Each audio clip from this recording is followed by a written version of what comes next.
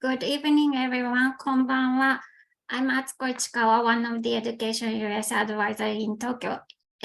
EducationUSA advisor の市川と申します。本日司会を務めさせていただきます。Before introducing the speakers for today, let me briefly introduce EducationUSA. EducationUSA について簡単にご紹介させていただきます。EducationUSA is a U.S. Department of State network of over 400 advising centers in more than 170 countries and territories. EducationUSA はアメリカの国務省の認定を受けている170カ国以上に400以上あるEducationUSA センターのネットワークです。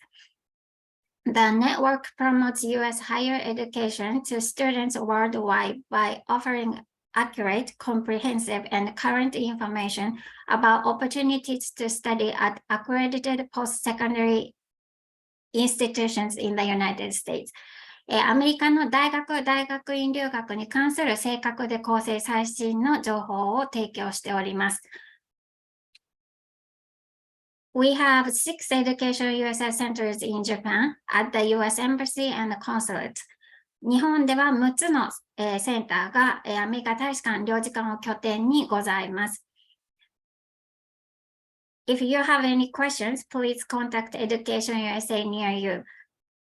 アメリカ留学に関して何かご質問がありましたら、お近くの EducationUSA センターにお問い合わせください。So now, please join me in welcoming today's speakers. So we have 4 speakers. So I'm sorry, I put the institution alphabetical order wrong. But first, we will hear the presentation from Ball State University. Dr. Andreas I can't pronounce your name. Steve Otter. Steve Otter. Stevie Otter. Sorry, okay. And Mr. Dan Marino. And after that, we will have speakers from Champlain College. So I will hand it over to Andrea.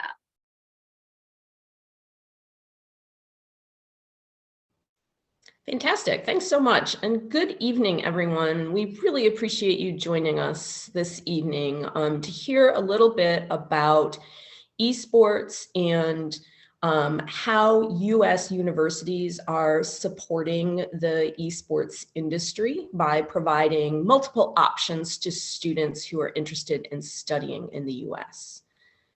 If we could have the next slide, please. So before we get started, I think it's very important to consider what it is that we're talking about when we talk about esports. Everybody thinks about players and games, and obviously that is a really important part of esports. But esports is a rapidly growing global industry. It's not just about players and games, but it's an entire ecosystem. So there are so many different places where people can engage with esports as an ecosystem and as an industry. And I love this infographic because it gives you some of the many realms where you can engage with esports. So because this is such a large ecosystem, there are quite a few options for how US universities can integrate esports into their programs of study and their opportunities that they provide for students. There are just so many points of opportunity that what you will see is that there's quite a bit of variety as far as what is offered at various universities. So that's what we'll be talking about today, and we're looking forward to sharing that information with you. I'm going to now turn things over to my colleague, Dan Marino, who's going to talk about some of the ways in to this massive ecosystem that can be available at different universities in the US. Thank you, Andrea. Good evening, everyone. Sorry, I sound a little off. I'm a little sick over here. So apologies if I'm a little difficult to understand. But with the esports ecosystem, I think Andrea, you summed it up perfectly. We're really going to kind of dig into how colleges and universities structure their programs around this ecosystem. Some programs try to be holistic and tap into all areas. Others, only focus on smaller subsets. But if we get the next slide, we can kind of jump in.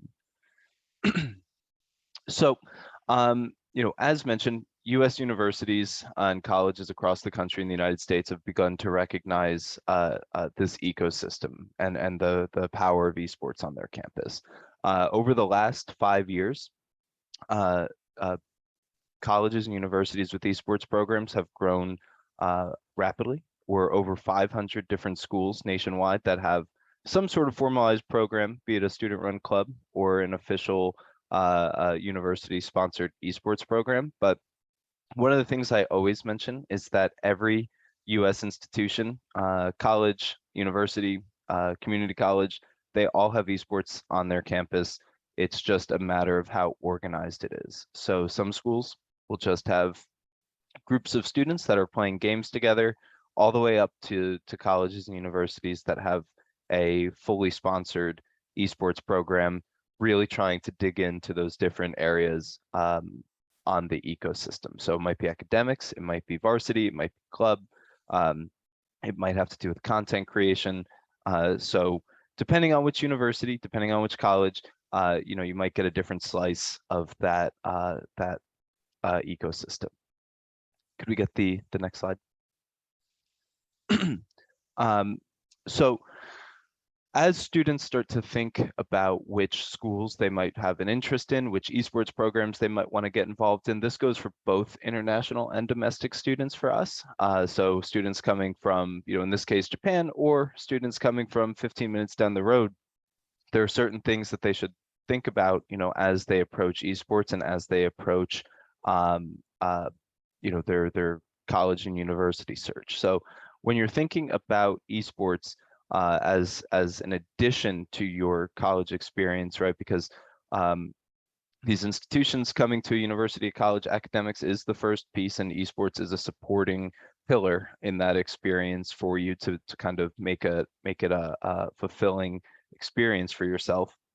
But there are certain things you should weigh as you're making the decision and as you're making your college list. So, broadly, really thinking about what you want to do with esports. Is it an academic pursuit for you? Is it something that you want to study in class? Do you want to learn how to make games? Is it something that you want to actively participate in, with a community, more casually, recreationally, just playing for friends or for fun, making friends? Is it something you want to do competitively? And then the last piece that kind of acts as a lens, do you want to do this once you've finished your university studies? Do you want to work in esports? And by work in esports, I'll draw it back to the ecosystem. Doesn't necessarily mean playing. So if there are other areas that you might have an interest in, picking a good esports program might help you become aware of different areas, help you develop skills that will, lead to success in a career.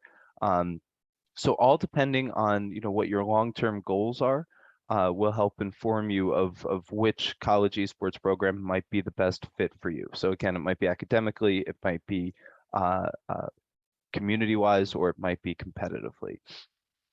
Could we get the next slide, please? So the first area of esports I'm going to tackle are the clubs. It's the community level for esports programs across the country. So this is something that most colleges and universities in the United States have, is an esports club. Typically, they'll be student run.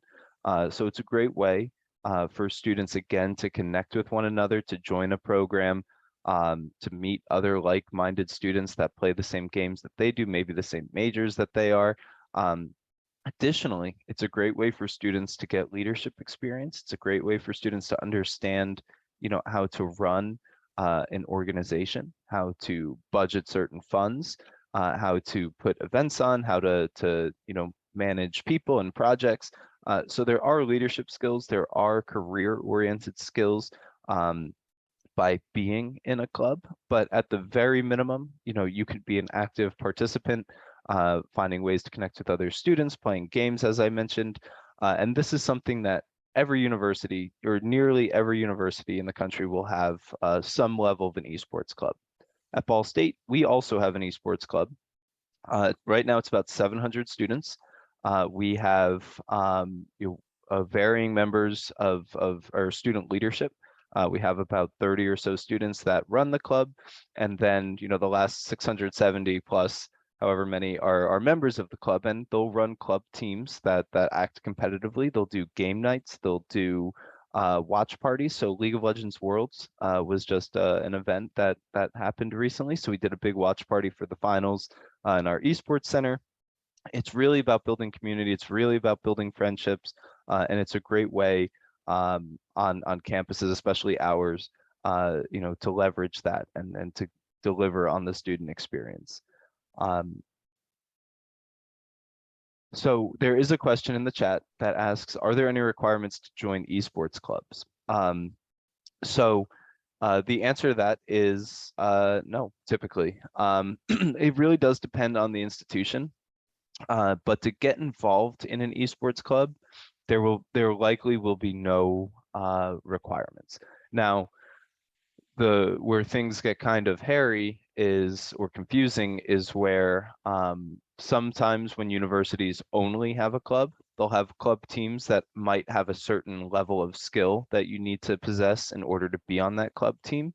But typically, just to get involved in a club, it's really just whether or not you're interested, and typically there are no requirements other than being a student at the university. So actually there is one requirement. You do have to be a student at the university that you attend for the club that you wish to join. But again, more often than not, it's open to any student to get involved at whatever level they might like.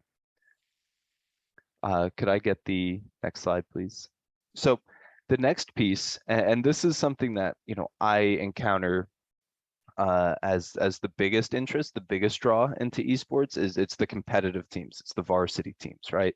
So this is where the number of programs begins to shrink. There are still very many competitive and varsity programs in the United States, but the scope of what the competitive teams do, the varsity teams, is that these are the students that often want to play these games competitively. They want to put the time into developing their skill, their strategies, their teamwork, their communication, and they want to do it in highly competitive environments against the best teams that they can play.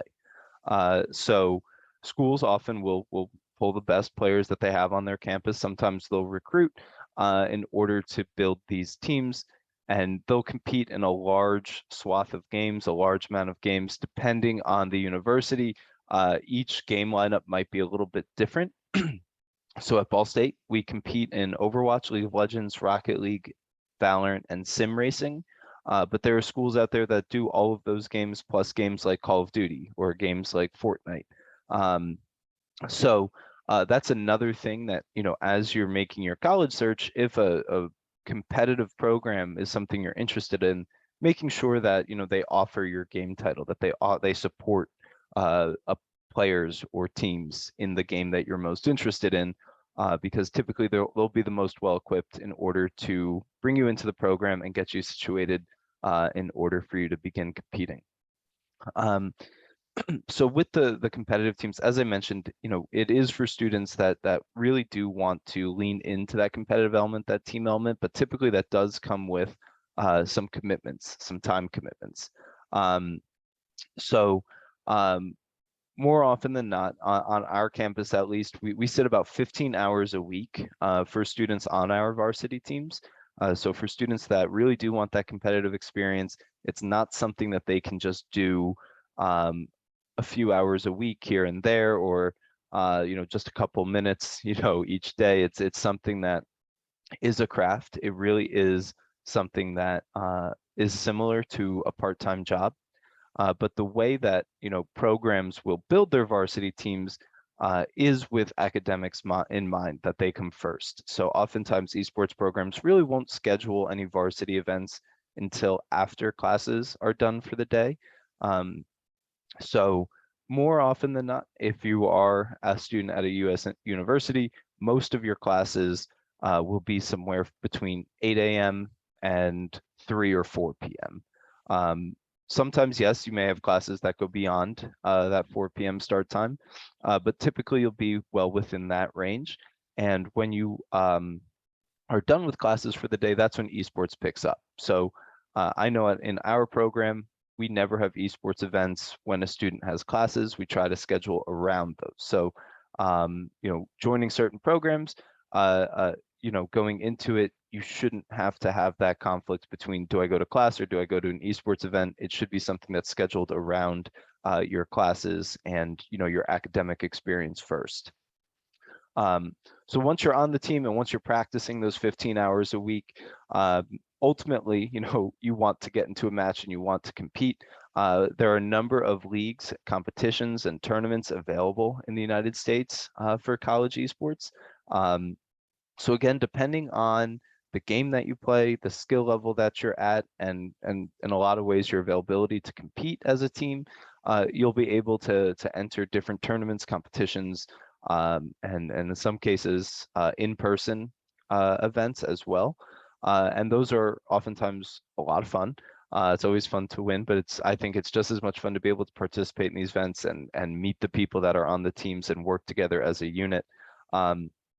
The skill level of varsity teams in the country is going up. So a lot of students that play at the very top ranks of their game are getting involved in college esports. So in our program, we have most of our students on our teams sit in the top 1% and above for all the titles that they play. So in Overwatch, our teams are Grandmaster. For League of Legends, our team is Masters Plus. For Rocket League, we're all SSL. For Valorant, we're all Immortal. It doesn't mean, though, if you aren't in these top 1%, that there aren't options for you as a competitive student. There are schools, ours included actually, that will offer a pipeline, a way to get into competitive esports, a way to grow your skills.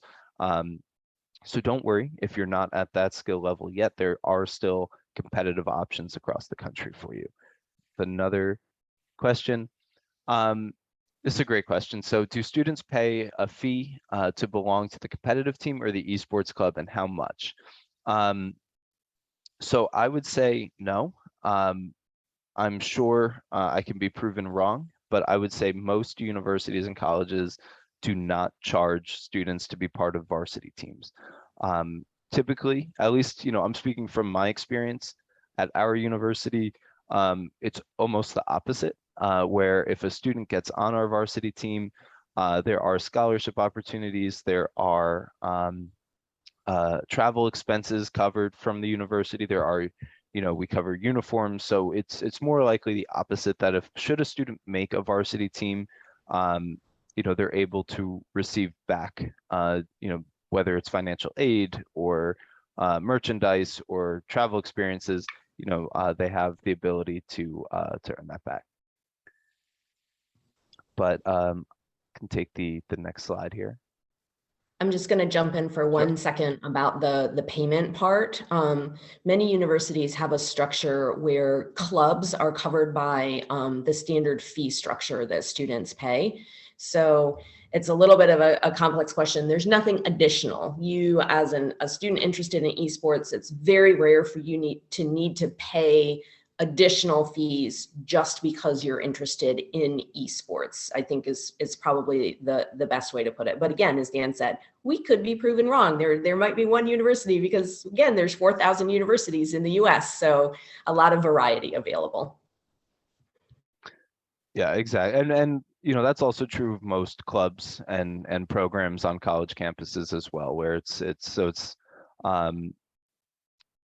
just a way to get involved. So, the next component that we will mention here are the academic pieces of the esports puzzle. So, academics in esports is a big component within the collegiate and university structure. So whether you're interested in studying game design, whether you're interested in, let's say, team management, or you're interested in social media management, or even marketing, you can apply an esports lens over most disciplines that you study to help snowball you into a career within esports. The last piece that I saved here is broadcast and production, because esports is right now very much looking for more people to get involved with their broadcast and production events at the professional level. So schools, Ball State included, do a lot with broadcast and production, so much so that we have a major for esports production. We have about 40 students that do broadcasting and production for us. So if you like shoutcasting, if you like making graphics, if you like editing highlight videos, if you just like running events, these kinds of majors, these kinds of additional programs are big pieces and big reasons why certain students come to certain schools. So that's just another area, as you're thinking about your esports experience, how do you want your academic pathway to look? Do you want it to involve production? Do you want it to involve team management? Are those opportunities available to you both in the club or the esports program or as an academic experience? So we can take the next slide here. And then I'll actually pass this back over to Andrea here as we begin to wrap up. Yeah, so just very briefly, as Dan mentioned earlier, and as you're going to hear a lot, an important thing to remember is that you must be admitted to the university which has an esports program in order to participate in the esports program. So they are part and parcel, they are not separate. Always be mindful of the fact that you need to qualify for admission to the university that you're interested in order to participate in esports. So a couple things to pay attention to are application and admission requirements for that university.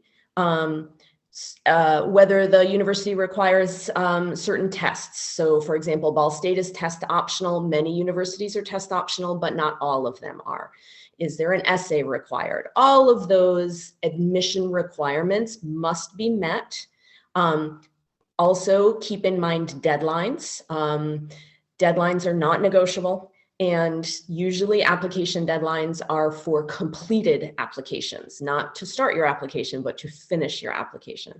So those are all items that you must attend to in order to participate in esports.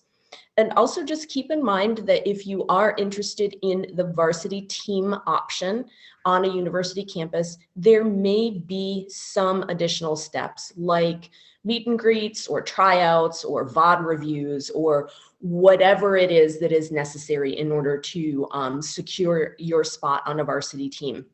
So in particular, varsity teams are going to require both the application and admission process and then a process that is associated with the varsity teams.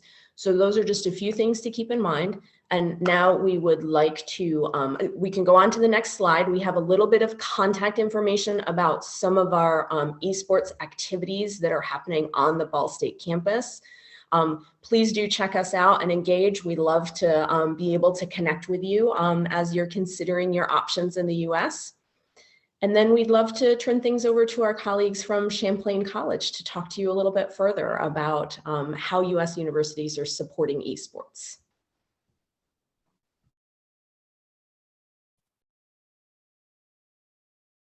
Hello, everyone, and good evening. And we are broadcasting to you live from Burlington, Vermont, which is where Champlain College is located. Just to give you a quick geography lesson, we are 32 miles from the Canadian border and about an hour and a half from Montreal, Quebec. As you can see from our map here, we have New York to the west of us, New Hampshire to the east of us, and Massachusetts to our south. So this is just to give you sort of a perspective of where we're located in the United States, in the Northeast and New England states. Next slide, please. Okay, next slide. So Champlain College is a 4-year university. We specialize in high-tech information technology and sciences and game, a full game studio, which we're going to be talking about in a few moments here, communication and creative media, business and social sciences. These majors that we're going to talk about today fully support the esports teams and clubs that are on our campus. And you're going to see that connection that both Dan and Andreas talked about earlier, and how that works here at Champlain. We are located in Burlington, Vermont. It is a small city with a very urban feel. About 130,000 people live in Burlington, plus 40,000 students from 4 different colleges and universities in the college town itself. So it's a very youthful, innovative arts and science and tech hub. And I'm sure that you'll find it very stimulating. We start you in your major field of studies on day 1, which is an advantage for Champlain. We try to get you right into the fields that we're going to talk about today. And our average class size is 14, and our student to faculty ratio is 12:1. So you're going to get to meet people like Christian, who's on my screen here, and you're going to get to know me very well, and you're going to get to know all of your professors and your students in your class, right? So you're not just a number, you're a person. And we're going to show you how both these fields of study and esports together create a fantastic experience here at Champlain. One other thing I did want to mention in size, when you're looking for universities, you should be looking at size. Are you comfortable with small, medium, large, right? If we are talking about Champlain, we're really talking about 2,100 students, right? Pretty small, 21 countries and 40 states. We have a 93% employment rate, and this is 6 months after graduation. And we have a 60% of our students that have completed 1 or more internships. So in their second year, so international students would begin internships in your second year and then be able to do multiple internships throughout the next 3 years until you graduate. So it's a very cool setup. One other thing that I don't mention here, but also that both Christian and I are very aware of, is that our students do get the chance to study abroad. And about 52% of them decide to go abroad out of our larger group of students. And part of that also is in the game fields. And we're going to talk about that in just a moment. Next slide, please. So this is our game studio. How does game interact with esports? I'm going to have Christian talk about that in a few moments, but I want to take you through these majors first because I think they're very, very cool. And they do translate very well into the esports arena. So here's our game studio. We have 6 majors that combine together.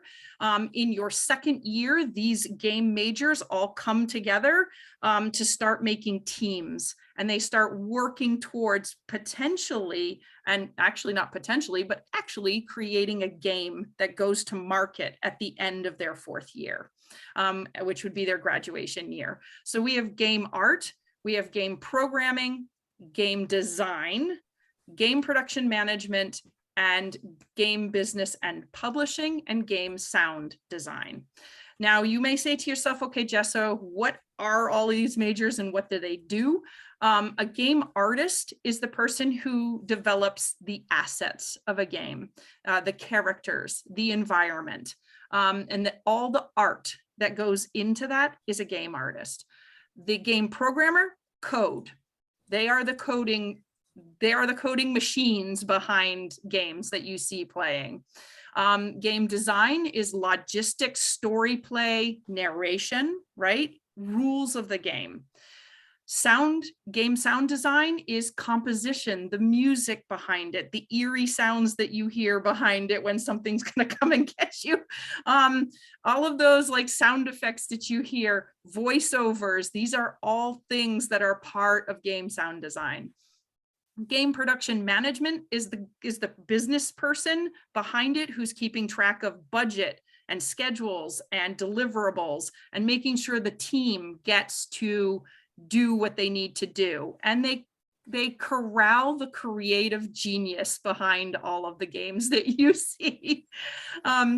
And I know that Christian's laughing because I know that he knows that a lot about corralling, and we're going to talk to you about that in a few moments. Game business and publishing is really about how do you take the game and deliver it to the audience, and that's the marketing aspect of the game, and how do you deliver it to the users, and also how do you get feedback from the users back to the game developers, right? So that's all really, really critical, and these are our game studio majors. Next slide, please. Okay, so just to give you this is all student work that you're looking at on your screen from our game art department. These are all the assets. So game environments, game characters, vehicles, props. These are all things that a game artist would achieve. Next slide, please. Game programming. Again, there are different kinds of programmers. You might not know which programmer you are when you come to Champlain. Is that okay? And the answer is absolutely. You do not need to know which one you are when you get to Champlain. You'll just experience them all and then decide for yourself. And this includes all of these things that you see: gameplay, animation, graphics, AI, engine, so an engine programmer, and then a networking piece. So next slide. In design, there are two majors that we just talked about. One is game design, and that's the story and the rules behind the game. So, and that has three cohesive different layers to it. That would be systems design, level design, and then narrative design.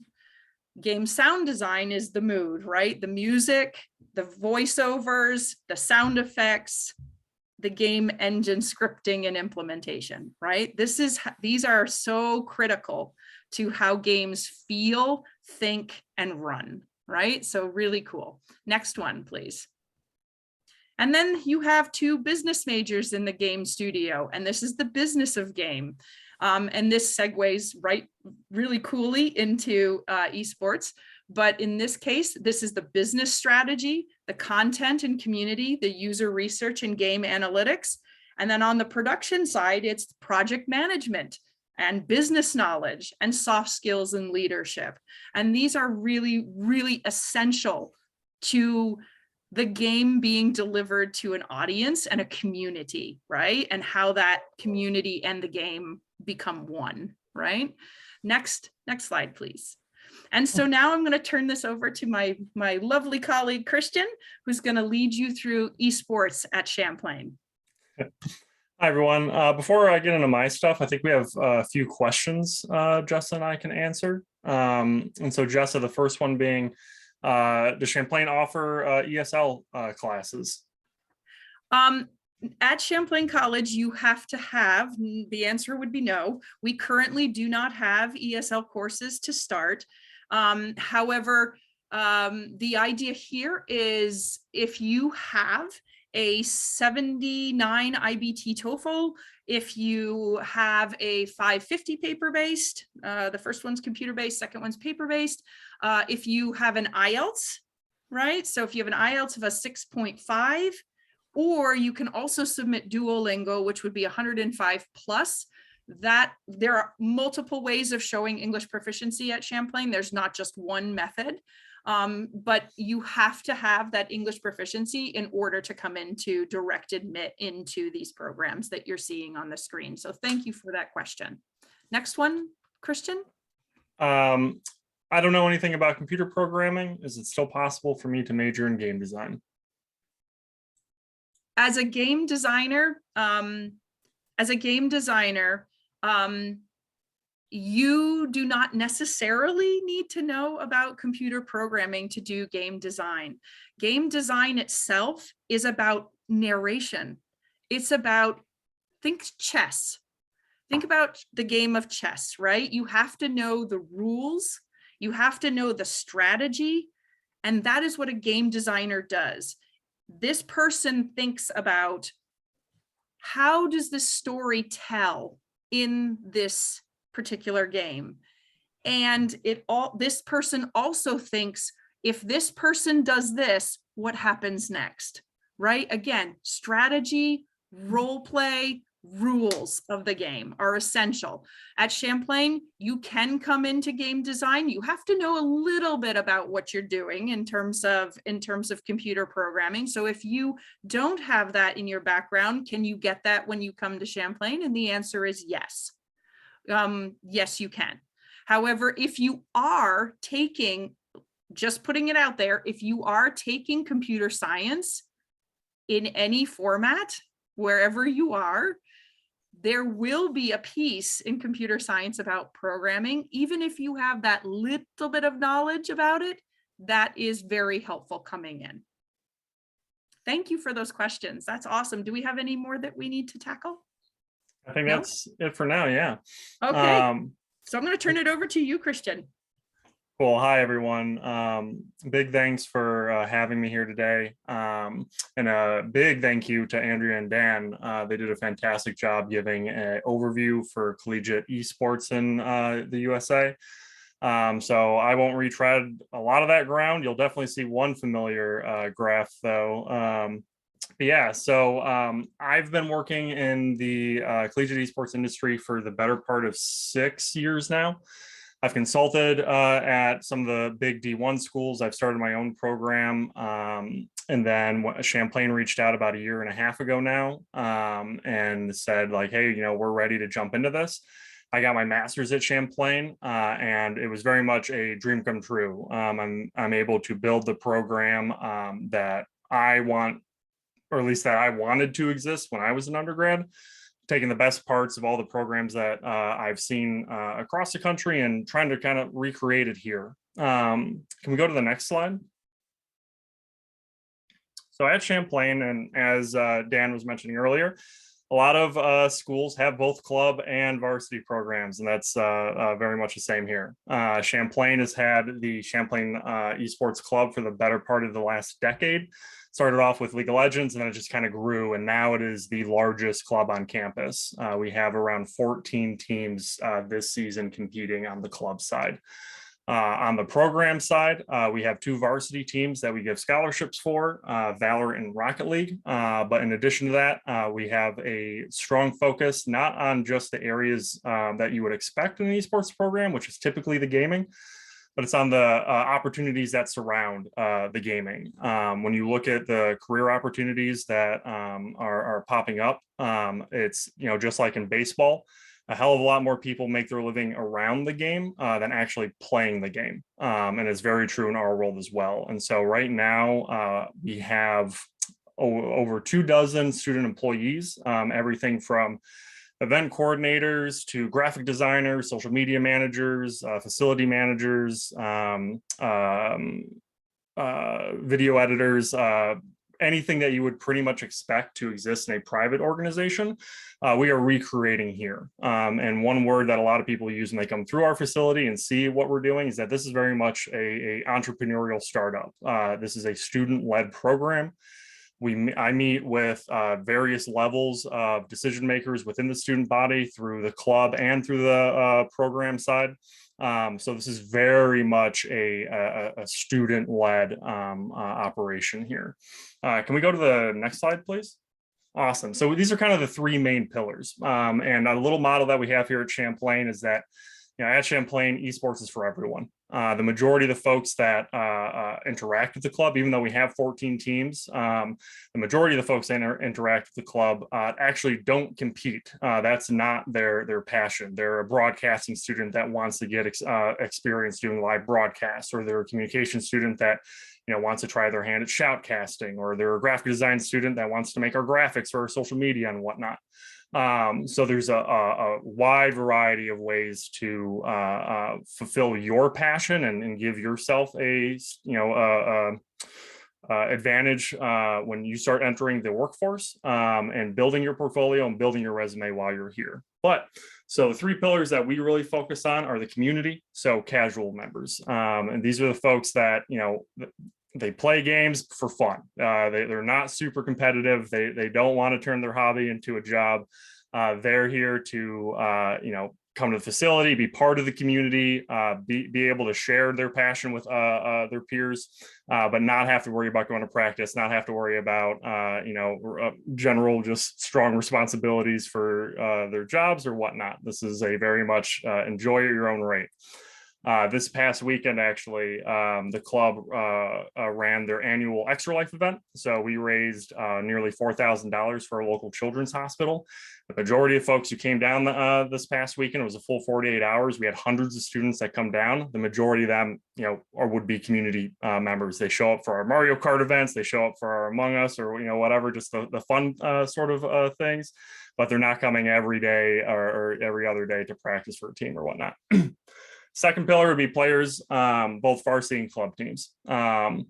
So this is where there is a bit of a separation between club and varsity. Dan did a great job explaining it a bit earlier. And basically, again, it goes into our motto that esports is for everyone. So on the club side, there's a spectrum of teams from kind of a few friends that are playing, a little bit more seriously, but still for fun, to teams that are hyper competitive, that top 1% that Dan mentioned, that want the scholarship, that want to be number one, that want to be on the stage.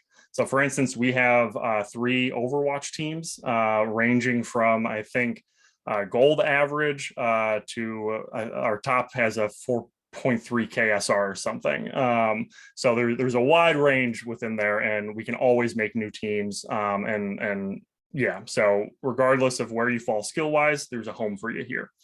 And then of course there's the staff. So this is your managers, coaches, team liaisons, analysts, etc. So these are the positions around the teams or around the activities, everything from broadcasting to helping manage the club as a whole. I work with students at every layer within those decision-making trees. So pretty much whatever your interest is, there's a spot for you. It's just letting us know what that is, giving it a shot, and then continuing to push through. Can we go to the next slide? One of these is going to look pretty familiar.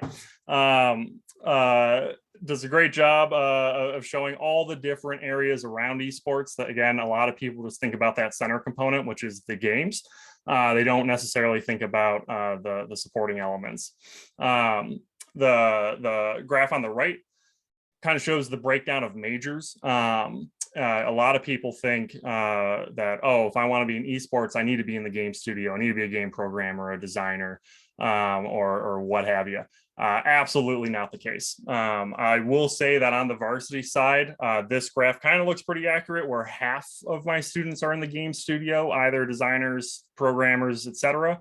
But the other half, there's education majors, or broadcasting majors, or video editors. You do not need to be a gamer or an academic gamer to play on any of our teams or participate in the club. I see a question here. So my son is not interested in becoming an esports player, but he is interested in game management and a career to organize esport game conferences, competitions in the future. Which programs can he major in? Are there many universities that offer such a program? Jessa, feel free to jump in here as well. But at Champlain, you don't need, like I was just saying, you don't need to be in the game studio to participate. But there are a handful of academic opportunities that do dovetail in with what we're doing pretty seamlessly. So particularly if they're interested in organizing the conferences and competitions, the business management degree would make a ton of sense, because that's more taking the entertainment of esports and converting it into a revenue generator. We have a handful of event coordinators that are paid by the program. So these are work study and internship opportunities that our students have to actually create and run these events. So the Extra Life fundraiser that I mentioned that happened this past weekend, we had 4 different tournaments, everything from chess to Smash Brothers. And our students created the event, TO'd the event, and everything pretty much from ideation to completion. Jessa, do you want to jump in?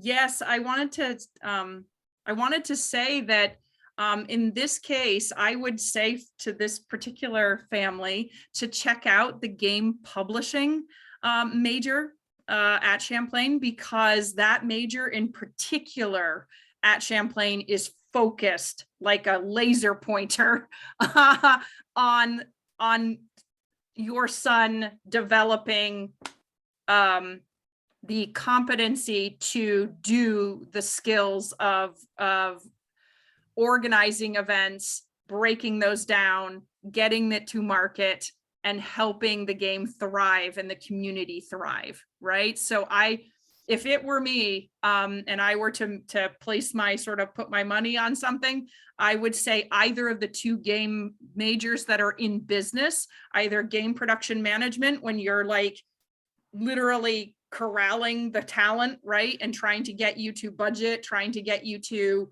the deliverables, or I would say the game publishing piece as well too, although a lot of business majors, foundational business majors, also have these skills as well too. So I don't think that you could go wrong in this case.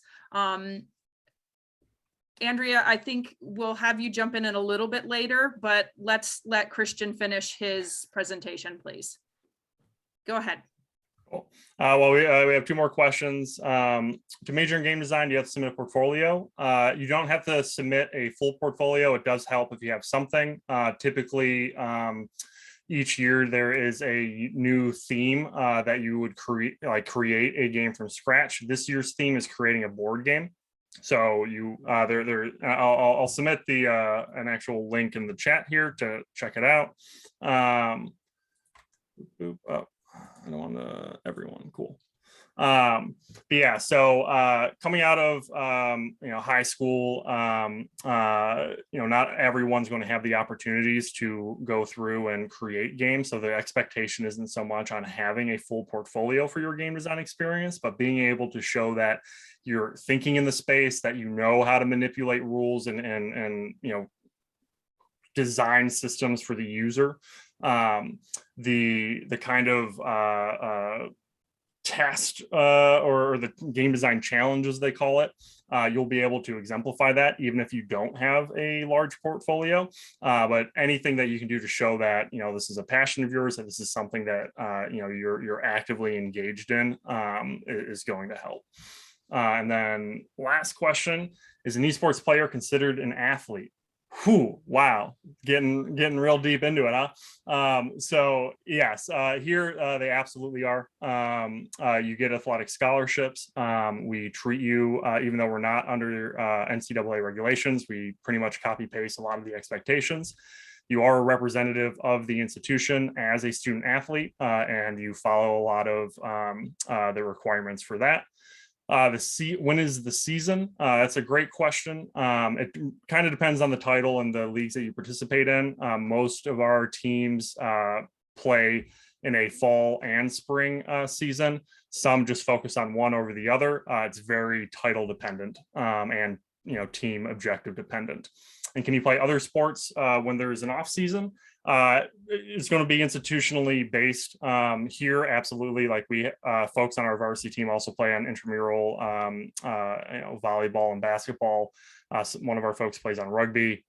So yeah, it's not, well, on the club side, you have a ton of availability because it's the club team decides what their practice schedule is, and if they want to do 5 hours a week or 15 hours a week. On the varsity side, it does get a little tougher because we do have higher expectations. In addition to practice, we have study tables, we have community service requirements, we have workout requirements. So most folks have the opportunity to play on an intramural, but it can very much be individual schedule dependent and what the institution itself prioritizes.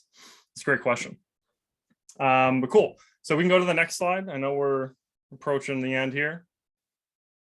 Cool. So unfortunately, we didn't get the photo updated, but So we opened our facility just 2 months ago. It is brand new, and it is a student resource on campus. It is freely available to everyone, whether you are on a team or not. We have students coming down here to do homework. We have students coming down here just to hang out. And we have students come down here to practice and play matches. This is also where we do all of our content creation. So we have a few content creation bays. And a broadcasting studio where we're able to broadcast all of our varsity and most of our club matches. We're getting a lot of questions. Can I get prize money with my student visa? That's a great question, Jessa. Yes. Yes, The simple all right. answer, because I want to get us through the end of this so that we can all talk to you, so that Dan and Andrea and Christian and I can all talk to you for a moment. So let's, for right now, we're going to wait on the questions. But Okay, cool. the short and simple answer is yes. But as your person who would do immigration as well as your admissions, we would need to talk. Cool. Can we go to the next slide? I'll go through my. So this is what I'll leave you on. But to tie it up, all this stuff made by our students. This was a mix of a first year and a third year who were employed by the program through our work study program to make assets for us. Typically, I also show a few highlight clips, but I know we're running out of time, so we won't do that today. But yeah, so at Champlain, again, esports is for everyone, whether or not you're interested in one aspect or multiple aspects of esports. If this is an industry you want to get your career in, or just intersects your passion while you're at college and you're able to grow a resume and portfolio while you're here, building a collegiate athletic brand. All righty, tag me out. I'm done. So next slide, please. So this is just very, very brief and across the top. This is what you would need if you wanted to apply to Champlain. These are our requirements. There's the URL is in the bottom corner there for you. And we can certainly bring that to you if you need to. The other part that I wanted, next slide, please.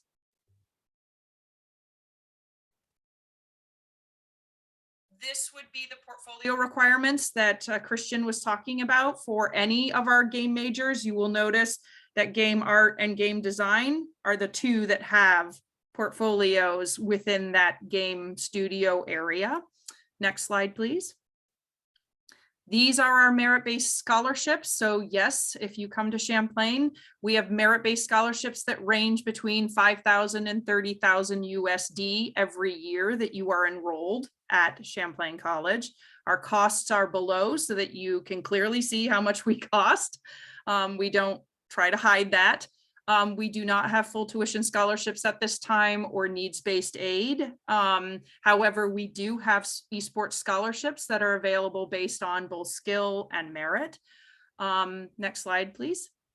And these are our contacts. And I do at this point want to sort of open up the floor though to all four of us to engage in any questions that you might have at this time. So Andrea, if you'd like to come back up online, and Dan, if you'd like to come back up online, that would be fantastic. And that way we can answer any of the Q&A that is coming through at this point. So we answered the whole visa question. We answered that one live, so I'm going to done that one. For esports scholarship recipients, are there any academic standards that they have to maintain? So this is for Christian and for Dan. Actually, if we can just circle back to a couple questions that were asked during your presentation as they relate to Ball State, that would be very helpful. Ball State University does have an intensive English program. So there was a question about ESL programs. I would encourage everyone to make sure that that be something that you look at with any of the universities that you're applying to. There is variety when it comes to universities as far as whether an ESL program is available and how it is structured.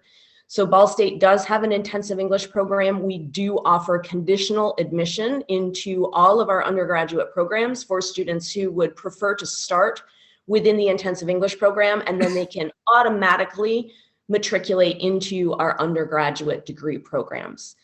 There was also a question about event management and that as a field. I wanted to flag that event management is oftentimes a major that can be offered on many campuses. Ball State is one of those campuses. You may also consider a design degree. We have a College of Architecture and Planning that offers a sustainable planning program that could be of great interest to students who want to look at the event management and more of the organizational side of esports. So just wanted to catch everyone up on the options that are available at universities and give you some ideas of questions to ask as you're exploring your options. Great. Let's go back now to the question at hand about scholarship recipients. So Dan or Christian, whichever one of you wants to start first, please go ahead. Yeah, so there's absolutely academic standards. So at Champlain, to play on any of the teams, bare minimum, you'll need a 2.5 GPA. On average, our varsity teams get around 3.5, and that's the standard that we try to maintain here. But yes, in order, you have to be in good standing, and those are the minimums. We don't follow NCAA requirements, so each league kind of has its own, but 2.5 in my experience is generally the bar. And Dan, how about you? I think your headset's muted. Yep, thank you. At Ball State, we do offer esports scholarships. They start at half tuition, and they are awarded for both skill in game, academics, and ultimately vision over what they might want to do in esports. When it comes to maintaining an esports scholarship once it's earned, good academic standing is the minimum. We have a program initiative to have or not go lower than 3.0, but academically it's good academic standing, and then also we take a look at conduct, we take a look at an effort. So our scholarship is also an effort-based scholarship.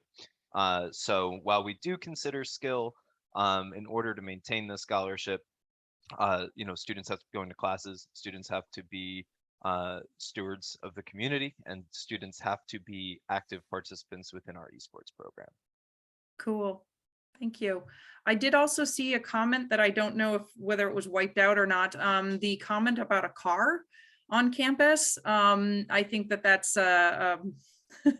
that's a good question. For Burlington in particular, no, the campus is completely walkable. So having a car is not necessary. Our students can have free access to buses with their ID card, and we have bikes available. So Andrea, Ball State, do you need a car necessarily to get around? You definitely don't need a car. It's obviously a personal choice. It's also an expense that you're going to want to consider because not only does the vehicle cost, but there are insurance requirements, and depending on the state, that can get pretty expensive. There's no necessity for a car at Ball State, but again, it's a personal choice. I think it's a great question, and again, something to ask as you're exploring any of your options. So thank you so much for the wonderful presentation and answering to many questions. Thank you so much. And thank you everyone for asking great questions. I hope you all enjoyed this fantastic webinar. Please, I think everyone is giving a big hand to all of you. So thank you. So at the end, I just want to share about the events. But Jessa, Andrea, Christian, and Dan, if you have to go, yeah, please. Thank you so much again for presenting and taking time for us and waking up early. Thank you. So, okay. Thank you. So, let me share my screen again. Okay. はい、皆さんありがとうございました。Thank you very much. So on Saturday, EducationUSA has a STEAM online college fair. 土曜日にアメリカ留学フェア STEAM 芸術理系プログラムのフェアを行います。More than 50 colleges and universities in 27 states will join this online fair. 27州から50以上の大学が参加します。直接質問、大学ですとか、大学の担当者ですとか、同窓生に質問ができる貴重な機会ですので、ぜひご活用ください。It will be an excellent chance for you to talk directly to school representatives or alums, so please join on Saturday. 日本語で対応可能なブースもありますので、ぜひご参加いただければと思います。では少し時間が過ぎてしまいましたが、遅い時間まで皆さんご参加ありがとうございました。これでウェビナーの方を終了したいと思います。ありがとうございました。失礼いたします。